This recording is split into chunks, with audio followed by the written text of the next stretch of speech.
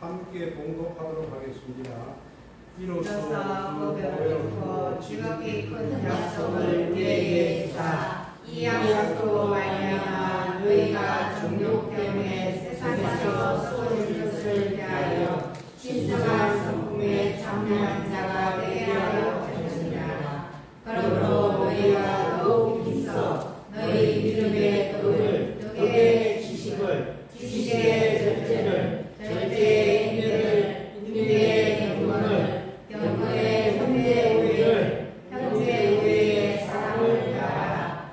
이것이 너희에게 있어 합족한 것 너희로 우리 주 예수 그리스도를 알기에 이르지 않고 열매 없는 자가 되지 않게 하려니와 이런 것이 영장한 의미라며 멀리 오지 못하고 그의 죄악 깨끗하게 지었을 잊었느니라. 오늘 말씀을 오늘은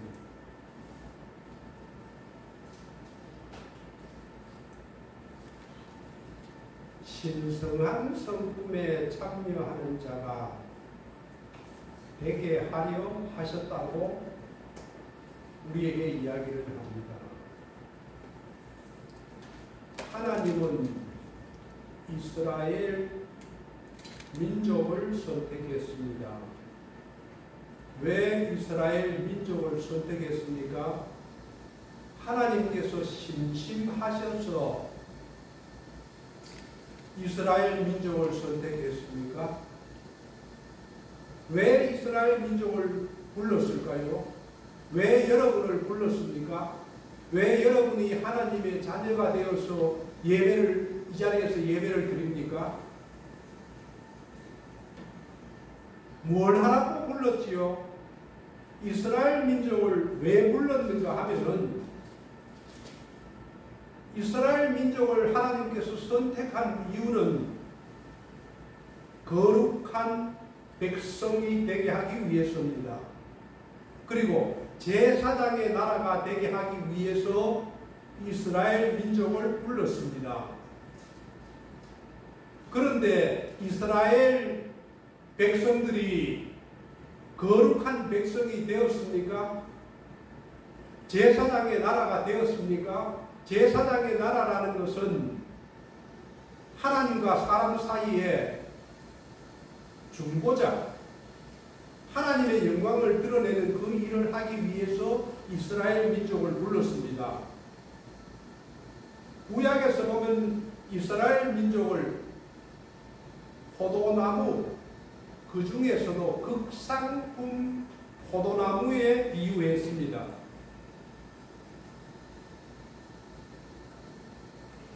이런 극상품 아주 좋은 포도나무를 심었는데 이스라엘 민족이 무슨 열매를 맺었는가 하면은 들포도 열매를 맺었습니다. 먹지 못하는 열매를 맺었습니다. 그래서 하나님께서 이스라엘 민족을 엄청난 고난 속에 둡니다. 이스라엘 민족을 선택했는데 이 이스라엘 민족이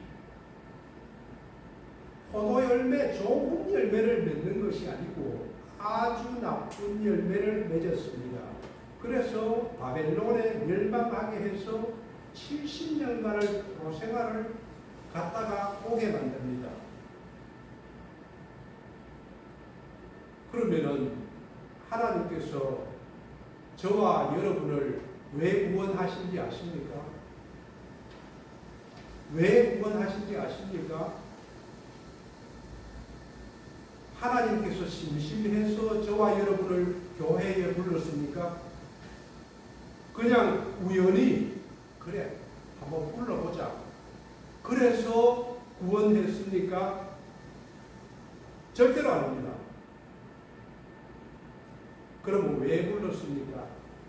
좋은 열매를 맺게 하기 위해서 불렀습니다.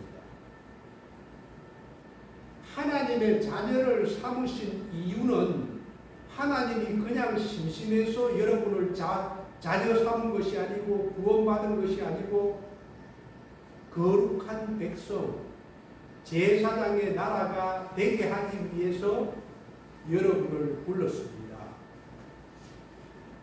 그래서 예수님께서는 포도나무 비유를 통해서 열매 맺지 않는 나무를 뿌리채 뽑아서 버리겠다고까지 하셨습니다. 마태복음 7장 16절 말씀을 보면은 16절에서 20절 말씀을 보면은 앞에 한번 같이 읽어보겠습니다. 시작. 그들의 열매로 그들을 알지니 가시나무에서 포도를 또는 동굴에서 무화과를 따르느냐. 이와 같이 좋은 나무마다 아름다운 열매를 맺고 못된 나무가 나쁜 열매를 내자니 좋은 나무가 나쁜 열매를 맺을 수 없고 못된 나무가 아름다운 열매를 맺을 수 없느니라. 아름다운 열매를 맺지 아니하는 나무마다 직접에 던져지느니라. 이러므로 그들의 열매로 그들을 알리라. 아름다운 열매를 맺지 아니하는 나무마다 찍혀 불에 던져지느니라. 여러분, 이 말씀이 하나님의 말씀인 것을 믿습니까? 이러므로 그들의 열매로 그들을 알리라고 했습니다. 그러면은 우리가 무슨 열매를 맺어야 됩니까? 아름다운 열매를 맺어야 됩니다. 그래서 우리는 열매 맺는 삶을 살아야 합니다. 만약에 우리에게 열매가 없다면 그 나무는 병이 들었거나 좋은 나무가 아닙니다. 그러면은 가장 큰 열매가 무엇입니까? 우리가 맺는 열매 중에 가장 큰 열매가 무엇입니까? 전도? 네, 전도도 열매입니다. 또 가장 우선적인 것은 성품의 열매를 맺어야 됩니다. 그것이 우선입니다. 내가 변하고 다른 사람에게 변하게끔 하는 것입니다. 그러면은 내가 맺는 열매는 가장 좋은 열매는 성품의 열매를 맺어야 됩니다. 그래서 오늘 본문에서도 오늘 제목도 신의 성품에 참여하는 자입니다. 그 말은 신성한 성품에 참여하는 자입니다. 그것이 성품의 열매입니다. 우리가 예수를 믿게 되면은 옛사람이 죽고 새 사람으로 변합니다. 믿습니까? 그러면은 옛사람이 변해서 새 사람으로 변하면은 성품이 변해야 됩니다. 인격이 변해야 됩니다. 사람이 인격이 변해야만 빛과 소금의 역할을 할 수가 있습니다. 많은 사람들에게 선한 영향력을 끼치기 위해서는 성품이 변해야 됩니다. 오늘 베드로 사도도 이 이야기를 하고 있습니다. 예수를 믿었는데도 불구하고 변하지 않는 사람. 그러면 성품이 무엇일까요? 국어사전을 찾아보면은 사람의 성질이나 됨됨이를 말합니다. 사람의 성질이나 됨됨이, 그 사람의 인격을 말합니다. 또 성질과 심성이라고 합니다. 심성. 이렇게 성질과 심성이 변해야 된다는 것입니다. 그래서 좋은 성품을 가진 사람들은 사람들이 좋아합니다. 인간관계도 좋습니다.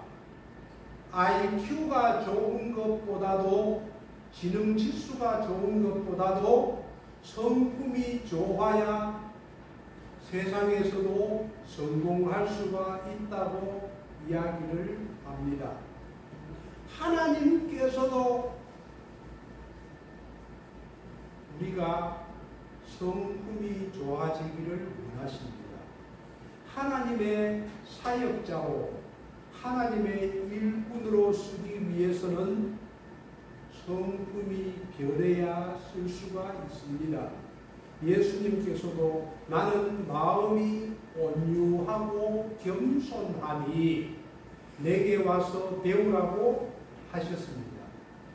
온유하고 겸손한 성품, 이 성품을 저와 여러분도 가져야 합니다.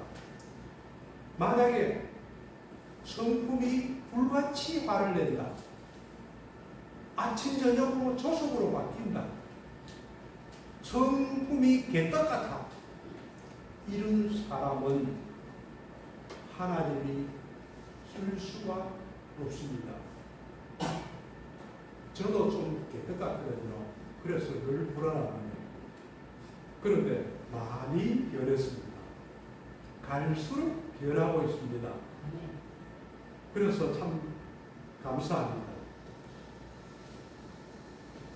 예수님께서도 성품을 강조하셨습니다.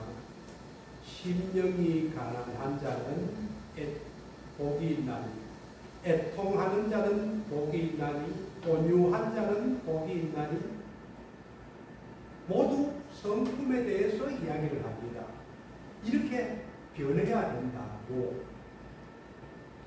그래서 팔복 중에 앞에 네 가지는 하나님에 대한 우리의 태도를 이야기를 하고, 뒤에 네 가지는 사람을 대하는 우리의 태도를 이야기를 하는 것이 팔복입니다. 사도 바울도 갈라디아서 5장 22절 23절에서 이렇게 이야기를 합니다. 성품에 대해서 이야기를 합니다. 오직 성령의 열매는 무엇입니까? 사랑과 희락과 화평과 오래 참음과 자비와 양성과 충성과 온유와 절제이니 이 같은 것을 금지할 것이 없느니라. 성품에 대해서 이야기를 합니다. 성령으로 충만하고 성령으로 인도를 받기 위해서는 그 열매를 이렇게 맺어집니다.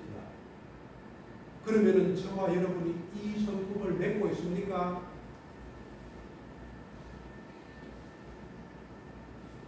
믿음이 좋아지고 성장하면은 성품이 좋아집니다. 성품이 바뀝니다. 예수를 믿지 아니할 때에 아무리 개떡같던 사람도 예수를 믿으면은 변합니다. 오늘 베드로후서는 베드로가 십자가에 거꾸로 달려서 죽기 이전에 마지막으로 교회에 쓴 편지입니다. 무엇을 말하고 있습니까? 오늘 본문에서 바뀌어라, 바뀌어라, 바뀌어야 된다. 바뀌어야 열매를 맺을 수가 있다. 무엇이 바뀌어야 됩니까? 성품이 바뀌어라. 인격이 바뀌어라. 무슨 인격으로 바뀔까요? 신성한 성품으로 바뀌어라.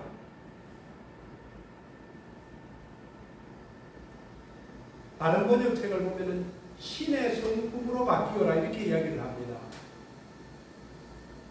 하나님의 성품을 닮아라 이 말입니다. 예수 그리스도의 성품으로 바뀌어라. 4절을 보십시오. 이로써 그 보배롭고 지극히 큰 약속을 우리에게 주셨다. 이 약속으로 말미암아서 너희로 정욕 때문에 세상에 썩어질 것을 피하여, 우리가 우리가 정욕으로 살아갑니다. 예수 믿기 이전에는 정욕과 탐심과 욕심으로 살아갑니다. 그러나 예수를 믿으면 십자가의 못을 받습니다. 정욕과 탐심을 십자가에 못 박았다고 이야기합니다. 그리고 이 세상에서 썩어질 것을 피하여 신성한 성품에 참여하는 자가 되게 하려 하셨다. 신성한 성품에 참여하게 하는 자가 되게 하려 예수님께서 십자가에 못 박혀서 죽으셨습니다. 그런데 만약에 우리가 신성한 성품으로 바뀌지 않는다면 고장난 것입니다. 병이 된 것입니다. 이 열매가 가장 큰 열매입니다. 예수님께서도 늘 이 성품을 강조하셨고 사도 바울도 성령의 열매가 이 성품을 맺는다고 이야기를 했습니다. 많은 성도들은 예수님을 믿으면은 내가 자동으로 선해지고 자동으로 의로워지는 줄 압니다. 그러나 가만히 있어서는 절대로 이 성품이 바뀌지 않습니다. 그러면 어떻게 해야 이 신성한 성품으로 바뀌어질까요? 거기에 대한 대답이 오늘 베드로후서 5절에서 7절까지 말씀이 있습니다. 베드로후서 1장 5절에서 7절 말씀을 한번 같이 읽어보겠습니다. 시작. 그러므로 너희가 더욱 힘써 너희 이름의 덕을, 덕의 지식을, 지식의 절제를, 절제의 인내를, 인내의 경건을, 경건의 형제의 우애를, 형제의 우애의 사랑을 다하라. 아멘. 여기서 너희가 더욱 힘써야 됩니다. 힘을 쓰는데도 더욱더 힘을 써야 믿음의 덕을, 지식을, 절제를, 인내를, 경건을, 형제우애를, 마지막에 사랑을 더하는 자가 되게 됩니다. 예수 믿는 사람은 믿음이 첫째입니다. 믿음은 모든 것의 기초이고 기본입니다. 믿음에서 시작합니다. 믿음이 없다면은, 거듭나는 믿음이 없다면은 하나님의 나라에 갈 수가 없습니다. 그래서 믿음에서 시작해서 마지막에는 사랑으로 끝납니다. 이 신성한 성품에 되기 위해서는 이 7가지가 점층적으로, 계단적으로 쌓아가야 완전한 하나님의 사랑에 도달하게 됩니다. 왜 교회가 욕을 얻어먹는지 아십니까? 왜 성도들이 열매를 맺지 못하는지 아십니까? 그것은 온전한 성품을 이루지 못했기 때문에 우리가 욕을 먹는 것입니다. 열매가 없는 것입니다. 어떤 사람은 교회에서 믿음이 좋다고 칭찬받는 사람도 있습니다. 그런데 믿음은 좋은데 성도들이 좋아하지 않는, 욕을 먹는, 따돌림을 받는 그런 성도도 있습니다. 왜 그러냐 하면은 믿음은 있는데 덕이 없기 때문에 그렇습니다. 첫 번째로 우리는 믿음이 있다면 덕을 가져야 합니다. 덕이 무엇입니까? 다른 사람을 배려하고 이해하고 용납하고 용서하는 사람이 덕이 있는 사람입니다. 그래서 로마서 15장 2절에서는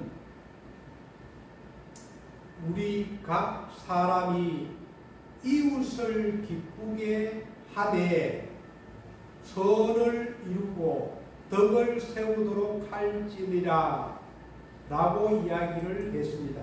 덕이 무엇이냐 하면은 자기를 기쁘게 하는 것이 아니고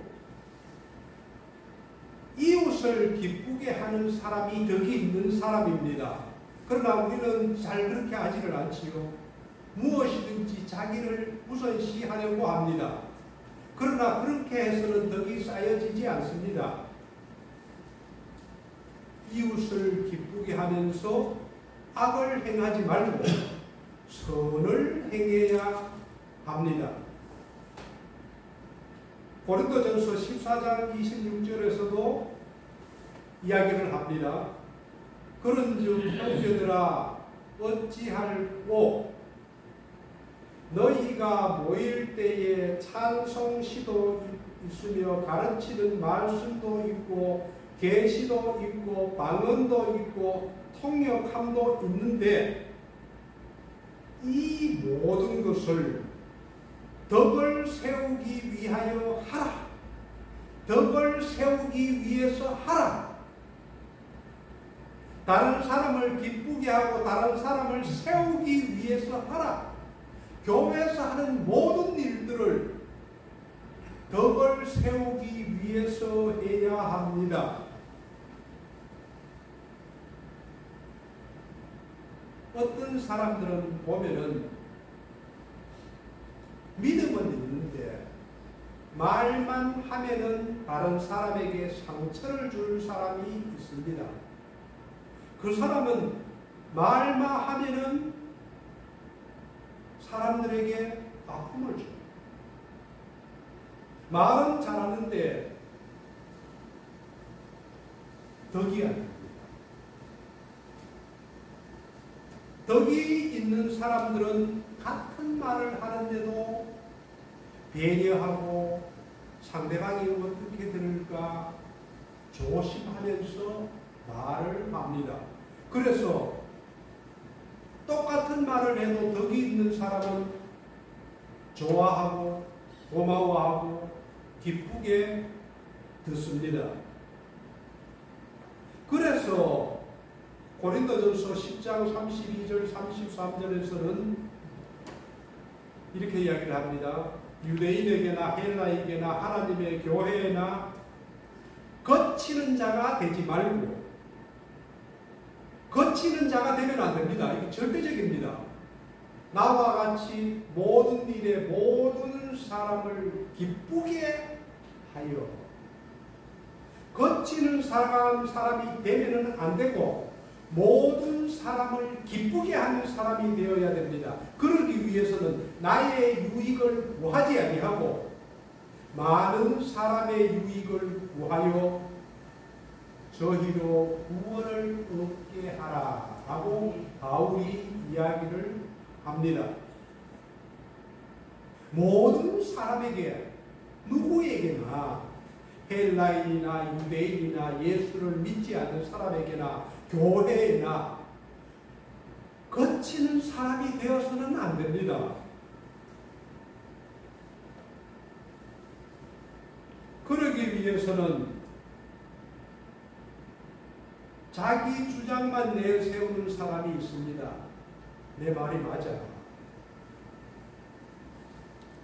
그 말이 설령 맞더라도 틀린 말이 아니라도 덕이 있는 사람은 양보를 합니다.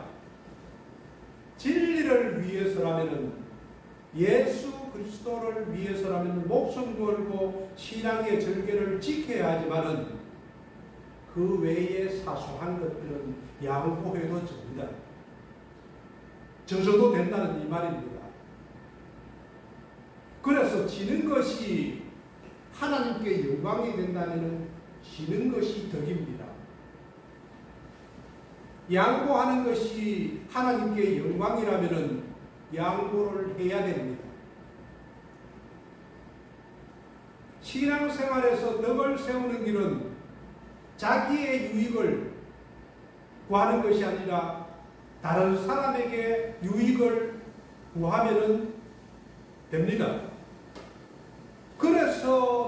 조심해야 될 것이 내가 말하는 이 말이 상대방이 어떻게 들을까? 상대방의 유익을 할까? 그래서 생각해보고 말을 하고 행동도 이게 내가 이런 행동을 하면은 다른 사람에게 유익할까? 생각해보고 행동을 하고 조심을 해나가면은 덕을 쌓아가는 방법입니다. 초신자들에게 상처를 입히고 처음 교회에 나온 사람들이 무엇을 알겠습니까? 아무것도 모릅니다. 그런 사람들에게 함부로 말해서 상처를 입히고 교회를 출석을 막아서 실족하게 한다면 하나님께서 얼마나 마음 아파하시겠습니까? 그래서 덕은 가만히 있어서 이루어지는 것이 아니고 힘써서 노력할 때에 얻을 수가 있습니다. 두 번째는 지식입니다. 아무리 믿음이 좋고 덕이 있는 사람도 하나님을 아는 지식이 없으면 잘못 걸어갑니다. 바울이 그랬습니다. 바울은 믿음도 있고 덕도 있었는데 올바른 지식이 없었습니다. 예수 믿는 이들을 교회를 핍박하는 것이 하나님을 사랑하는 것이라고 믿었습니다. 그래서 바울은 예수 믿는 이들을 핍박했습니다. 그러나 다메섹에서 예수님을 만나고 나서 예수님에 대한 지식을 알고 난 이후에 바뀌었습니다. 지식이 없는 열심, 지식이 없는 열정은 철로가 없는 기차 같아서 아무 데나 막 굴러갑니다. 이 기차는 탈선합니다. 예수를 바로 믿기 위해서는 하나님을 아는 지식이 있어야 되고 하나님을 아는 지식은 경험적으로 쌓아야 합니다. 하나님을 자주 만나고 대면할수록 깊어집니다. 솔로몬은 이렇게 말했습니다. 잠언 8장 10절에서 너희가 은을 받지 말고 나의 훈계를 받으며 정금보다 지식을 얻으라. 하나님에 대한 지식입니다. 하나님 자신에 대한 지식입니다. 호세아 선지자는 내 백성이 지식이 없으므로 망하는도다. 내가 지식을 버렸으니 나도 너를 버리겠다. 나도 너를 버려 내 제사장이 되지 못하게 할 것이요 내가 내 하나님의 율법을 잊었으니 나도 너의 자녀들을 잊어버리리라. 왜 이렇습니까? 하나님을 제대로 알지 못하기 때문에 그렇습니다. 자식도 그렇고 자녀들도 그렇습니다. 세 번째로는 성품은 세 번째 신성한 성품에 참여하기 위해서는 절제가 있어야 됩니다. 절제는 자기 조절을 말합니다. 헬라어로 엥크레이아라고 하는데 자기 조절 능력입니다. 모세는 누구보다도 하나님에 대한 믿음이 충만했습니다. 그러나 젊을 때에 혈기가 있었습니다. 절제를 못했습니다. 그래서 애국 사람을 죽이기까지도 했습니다. 왜 그렇습니까? 절제가 부족했기 때문에. 자기 조절을 못하는 사람은 믿음이 있어도 실패합니다.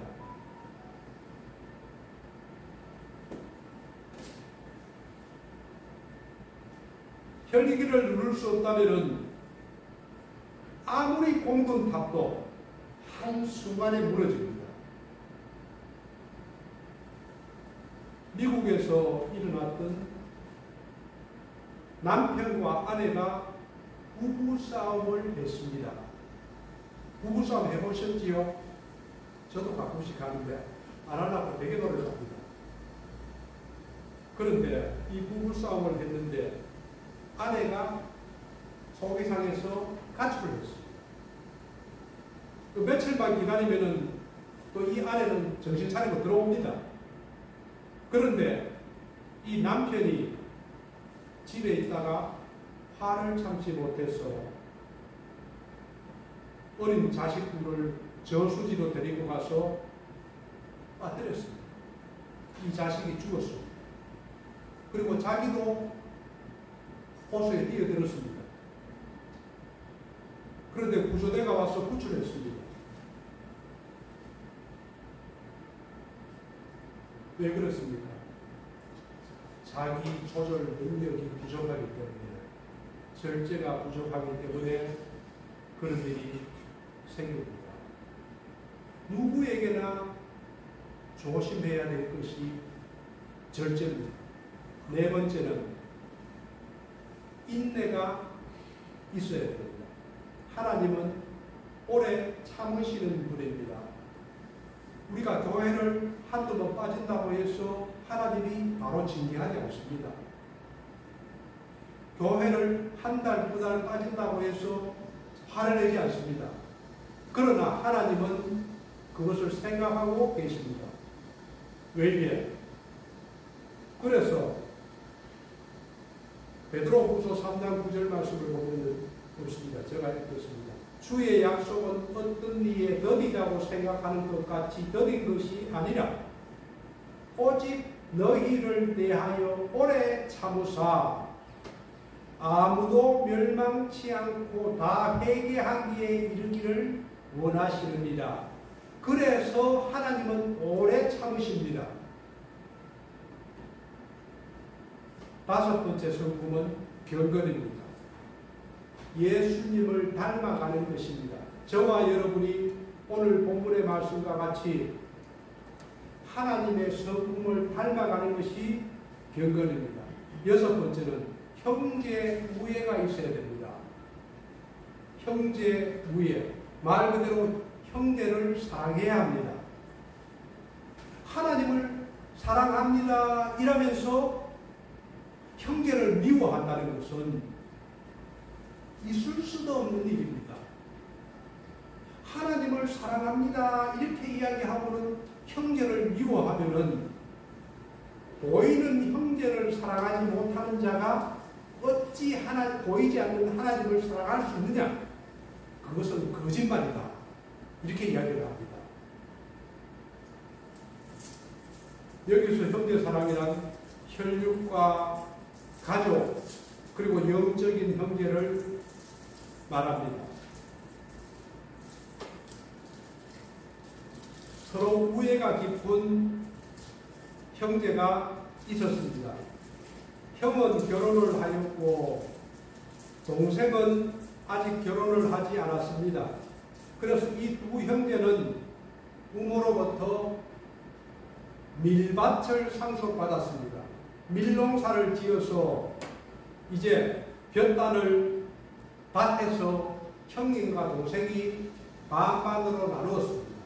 그래서 볕단을 쌓아놓고 집에 돌아왔습니다. 집에 돌아와서 형님이 자기 아내에게 이렇게 이야기합니다. 여보, 농사가 끝나기까지 동생이 수고한 것이 엄청 더 많은데, 내보다 더 많은데 나는 일일 저일 한다고 농사일을 제대로 못해서 동생이 혼자 농사를 다 지은 것과 같으니 동생에게 볕단을 조금 더 갖다 놓고 옵시다. 그래서 이 두 부부가 밭에 나가서 볕단을 반으로 놔놨는데 자기 볕단을 동생에게 옮겨놨습니다. 그런데 동생은 또 집에 가서 가만 생각하니까 나는 혼자 사니까 별 것이 아니지만은 조금 적어도 되지만은 형님은 식구가 많은데 어렵지 않을까? 그래서 이 동생은 또 밭에 나가서 자기 볕단을 형님에게 옮겨놓고 들어왔습니다. 그런데 다음날 가보니까 볕단이 그대로 있는 거예요. 아니, 형님은 생각할 때에 내가 볕단을 옮겼는데 왜 똑같이, 동생은 생각할 때 내가 형님 쪽에 옮겼는데 왜 똑같이 그리고 그 다음날 다시 형님이 볕단을 옮기다가 같이 다가오는 동생을 만났습니다. 그제서야 그 이유를 깨닫게 되고 둘 형제는 부둥켜 안고 울었습니다. 이것이 형제 간의 우애입니다. 내 거 내가 먹고 네 거 네가 먹고 내가 더 많이 받아들이고 네가 더 많이 받아들이고 아니고 형제 우애라는 것은 내가 없더라도 조금 더 주는 것이 그것이 형제 우애입니다. 이 형제 우애가 있다면은 마지막에는 사랑이 있어야 됩니다. 사랑을 더하라. 믿음이 시작이었다면은 이 사랑은 아가페 사랑은 하나님의 사랑을 이야기하는데 이 사랑이 최종점입니다.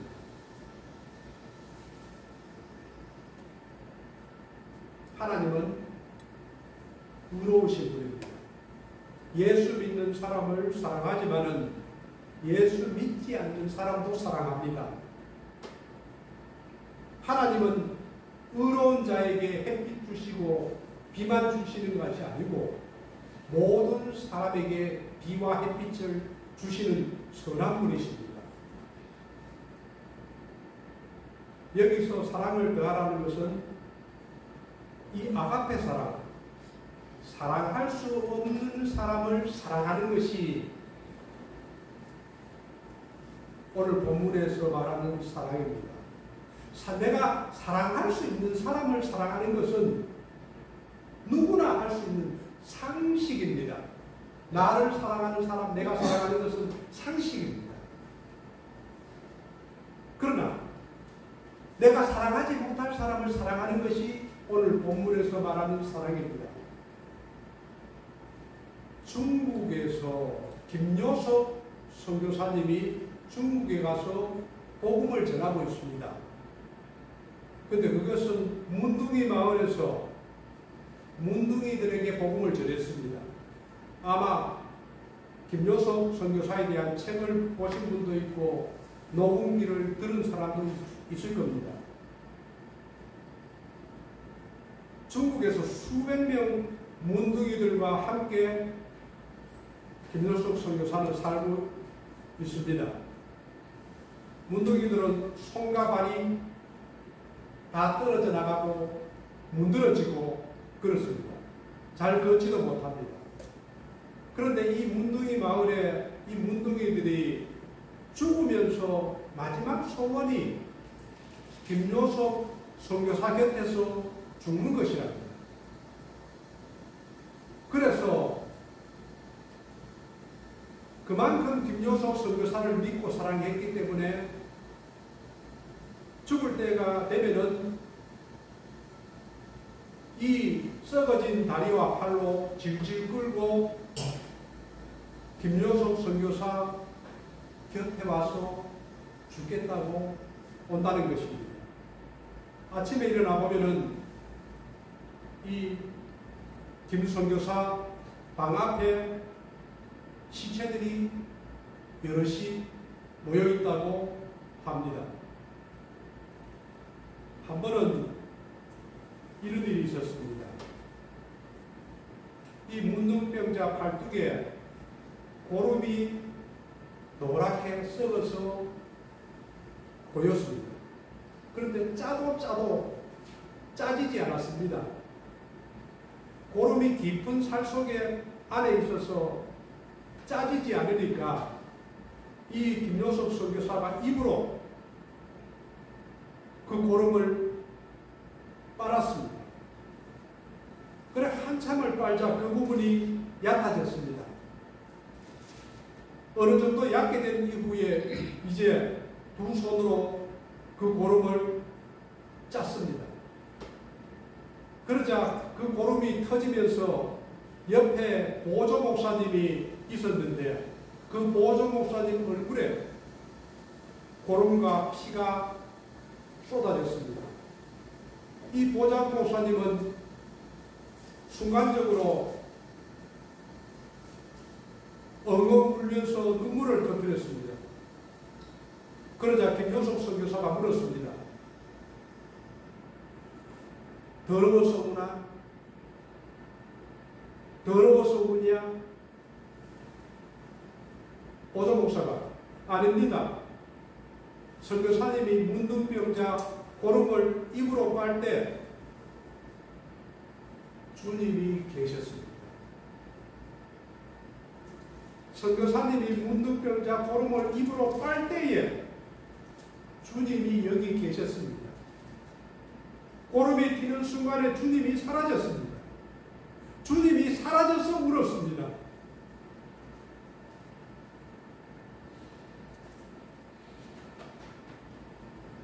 마지막 이야기를 하고 마치겠습니다.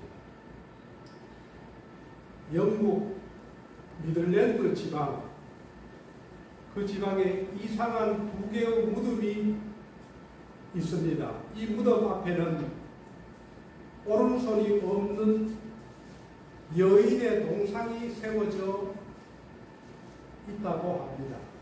그런데 많은 사람들이 이곳에서 관광하러 와서 이 오른손이 없는 여인 동상에 모인다고 합니다. 왜 그러냐 하면은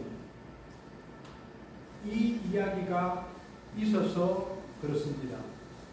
중세기에 해교도들, 이슬람 교도, 지금 사우디, 이집트, 레바논 저쪽에 있는 이슬람 교도들이 성지 이스라엘을 점령하고 유럽을 점령했습니다. 그래서 십자군이 출동해서 해교도들과 치열하게 싸움을 했습니다. 그 중에 십자군 군병 중에 한 병사가 해교도 정복자인 살라딘에게 포로로 잡혔습니다. 포로로 잡혔는데 그 병사에게는 사랑하는 애인이 있었습니다. 약혼까지 했습니다. 그래서 이 여인은 자기 사랑하는 남편이 해교도 살라딘에게 포로로 잡히자 찾아갔습니다. 그리고 자기 애인을 석방시켜달라고 애원을 했습니다. 그러나 허사였습니다. 이 지쳐버린 여인이 집에 돌아와서 기다려보기로 하고 집에 돌아왔습니다. 살라딘이 이 여인이 가고 난 뒤에 가만 생각하기를, 저 여자가 애인을 얼마나 사랑하는가 시험을 해보고 싶은 마음이 생겼습니다. 그래서 이렇게 그 여인에게 편지를 썼습니다. 당신의 진심 어린 사랑에 감동을 느낍니다. 당신의 간청을 듣고 생각한 결과 당신의 오른손을 잘라보내면 당신의 애인은 당신 품으로 무사히 돌아갈 수 있을 것입니다. 이 편지를 받아보고 이 여인은 당장 오른손을 잘라서 종이에 싸서 이 살라딘에게 보냈습니다.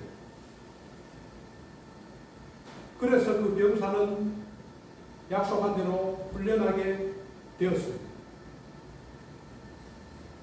이 여인을 기리기 위해서 죽고 난 이후에 오른손이 없는 동상을 그 무덤 앞에 세웠다고 합니다.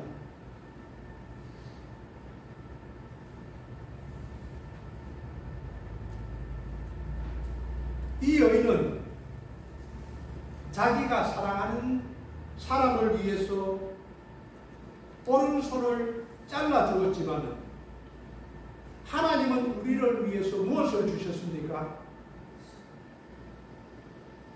이 여인은 사랑하는 애인을 위해서 오른손을 잘라 주었지만 하나님은 우리를 위해서 무엇을 주셨습니까?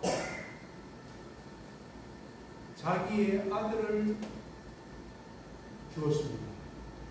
자기의 아들을 죽이면서 주었습니다.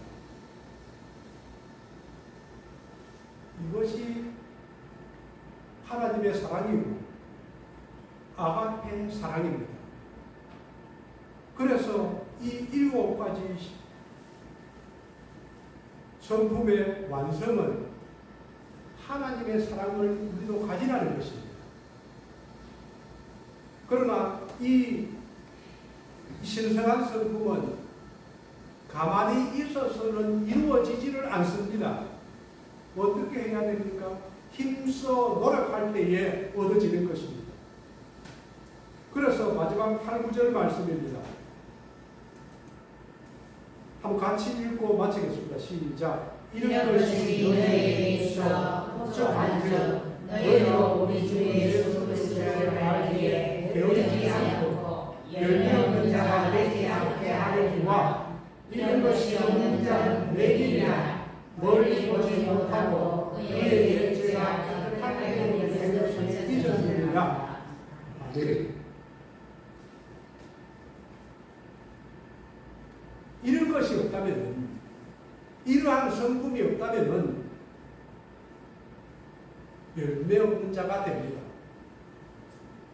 그리고 맹인이라서 멀리 보지도 못하고 자기의 제사함도 잊어버리게 됩니다.